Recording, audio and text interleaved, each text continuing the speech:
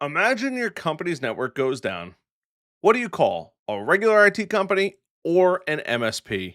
And if you are a part of an MSP or an IT company, this is going to be a really, really good video because I cannot tell you how often I see tech professionals consistently getting this wrong. What does regular IT support do? What does an MSP actually do? And truly, what are the major differences between it?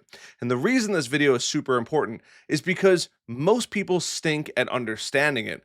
But even worse, if you're in an MSP, you probably stink extra at explaining it. So this video is going to be the nail in the coffin, and it's a great way if you're looking to just get or learn about the industry, or if you're struggling explaining what you do and how you do it to somebody else. This is going to be a true gold mine for you.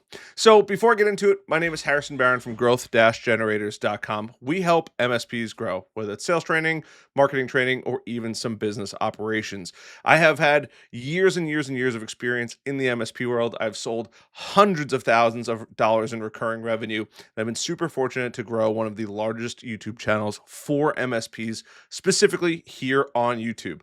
But before we get into today's video, I do want to mention just one really quick thing. If you head over to our website, growth-generators.com, there's going to be tons of areas to learn from and truly grab information, from the homepage to our programs, about us, the services that we actually offer, resources, right, where we have our free resources for you, the blog posts, Discord, the quick link to the YouTube. But really what I want to share with you today is just our podcast. It's available on Apple, Spotify, and any other major platforms. Simply go up there, click it. It'll bring you right to the podcast. I am actively working on trying to get as many reviews as possible. So if you'd like to check it out on the go, it is called the MSP Heroes Podcast. I would truly, truly appreciate it. And if you enjoy listening to it, please give it 5 stars. It would mean the world to me. And while you're over there, hey, you know what? Engage, grab other things. It's all available at growth-generators.com. So let's talk about the main differences. Defining IT support versus a MSP, a managed service provider. Now, what is regular IT support? And this is a large kind of category that doesn't really have a full definition, because some people, managed service providers consider themselves IT support because they are. And I think this is more of a rectangle, or a square is a rectangle, but a rectangle is not a square. So rectangles, regular IT support usually is reactive. It's usually a break fix model, and it's fixing the problems as they occur. Right? Examples: local technicians, freelance IT specialists, or small on demand services. But realistically, I'm sure we've all driven by one of those businesses that it's like a you break, I fix. And that's really what it is. Now, some companies, depending on the kind of computer company they are, they might do a little bit more. They might help reconnect a printer or something like that to the network, but it's more reactive. They're sitting around kind of waiting for their phone to ring and hoping that the person on the other end decides to hire them, and they go in and they spend the time and energy and effort, and then they fix the problem. And when they're done, they get their payment and they go home. But what is a managed service provider? If we now know what regular IT support is, and they do more than that, but this is just a simple breakdown of what they offer.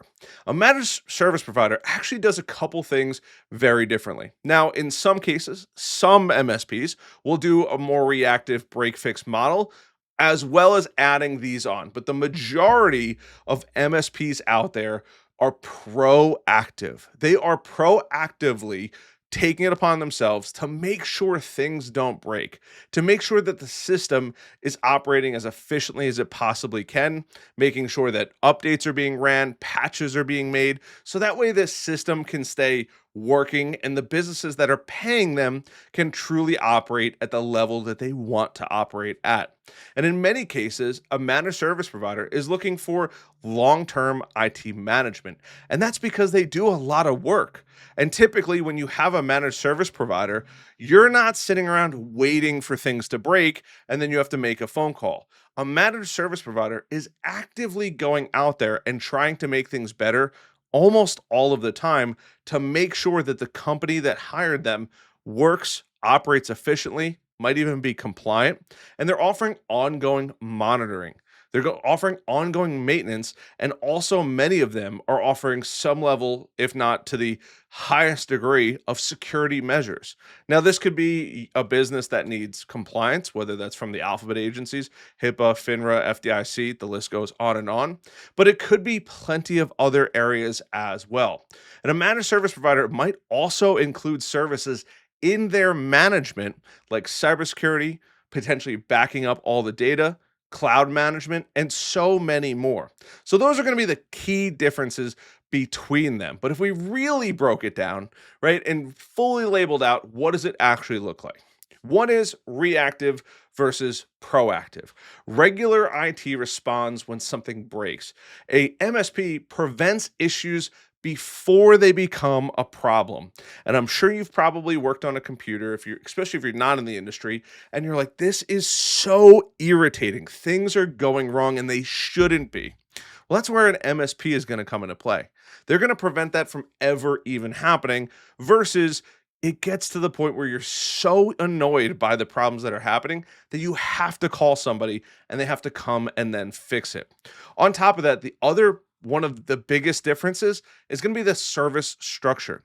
In many cases, IT support is going to charge per hour or by the incident, where an MSP offers contracts and ongoing service agreements where you could take that, and typically there's quite a bit that's included already. And in many cases, you may not even need to pay extra for that because it's included in that service agreement.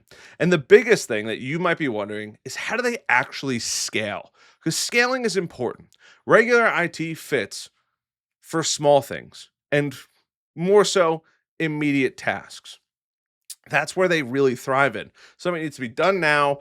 You might not have already had somebody there, and they can come out and they could start working on the problem. Whereas a managed service provider handles long term IT, from strategy to scaling, infrastructure planning. Think of, as your business grows, things are going to get more complicated. You're going to need file structures. Certain people can't access everything all the time. You might need to have certain permissions, certain softwares, and nobody wants to have to set up a new computer who doesn't know what they're doing for a new employee, so that employee can then have no idea what they need to do, right? That's the worst thing. And that's really where an MSP is going to come into play. And probably the most important part about this is the tools and resources that both of them bring to you as a potential customer. Managed service providers often have advanced software for monitoring, advanced software for backup, and also roll out a pretty large degree of cybersecurity. They have a lot of tools at their disposal, and they're probably using all of them all of the time, which makes them very, very good at it. Where regular IT typically lacks a lot of these tools. It doesn't mean that they can't set them up, but when they're not playing with it and using it every single day, who do you want to roll it out more? It doesn't mean that they can't, but most of them are not typically ready to offer good solutions for your business. And when I say solutions, your business is going to run into problems. It's who is going to provide the right solutions to you. Now, let's talk about some of the benefits, because there are benefits, especially when it comes to choosing an MSP, right? At IT companies, there are a lot of benefits, especially that speedy response. But if they don't know what they're getting themselves into, it could take hours and hours and hours, where that managed service provider can usually diagnose it because they're familiar with the environment. But the biggest benefits that I consistently see is improved uptime and productivity. Bar none, an MSP is going to make sure, they want to make sure that you're running at your best at 100% of the time, or as close as that they can get to that. There's also predictable budgeting, many times through their pricing, but also they're going to help you plan for growth. They're going to help you plan for building the business that you're looking to build. And that's the nicest part. They're providing strategy as part of that partnership that they're looking to form. And usually an MSP is going to have significantly better enhanced cybersecurity measures, just because they're in it every day. And in many cases, you're not their only client. If you're not, that's totally fine. But they need to make sure that they have the right cybersecurity, not only for you, but for other businesses as well. And like I said, if you're in the MSP world and you're listening to this, This is a great way to explain it to your customers. So basically, copy this video, remember it, and then be able to regurgitate it in front of them. So, when do you choose IT support versus an MSP? Right? In my opinion, because I did come from the industry and I am slightly biased, all of the time is the right time for an MSP. But I say that kiddingly. When a small business might need IT help is when they're doing small things, right? It's a small business. They don't have enough employees to really warrant constant monitoring, constant updates, constant fixes. That's when typically an IT support company is going to be potentially the right fit. But you could also find a MSP where they could offer all of the flexibility that you might need from managed services and avoiding that break fix model. So that way you grow the business in a way that's consistently evolving and you're not consistently dealing with it's broken, I gotta fix it. It's broken, I gotta fix it. And then when you sit there and say, I wish I just had the right solution, that's when the MSP is truly, truly going to shine when it comes to these things. So it's really important to say, hey, there are times when both are fine. If it's something, especially a quick break fix, or you don't have an MSP, an IT company might very well be a great option. But if you're looking to build a partnership with a company that wants to help you grow, help you scale, and provide serious, and I mean serious ways for your company to grow and build and thrive and develop infrastructure, then going with a managed service provider is almost always going to be the best things for you. If you enjoyed this video, I really appreciate it. Hit that like button, subscribe button, notification bell. But this is a great video, whether you are an MSP or not an MSP. If you're an MSP, you now know how to explain it and you can take this to your customers. And if you're not in the MSP world already and you're looking to decide which one's the right one for you, check out an MSP. I think you'd be shocked at how good they're going to be for your business. And if you have questions, please leave them in the comments down below. Other than that, check out the website, growth-generators.com. Love the heck out of you guys as always, and I'll see you guys in the next video.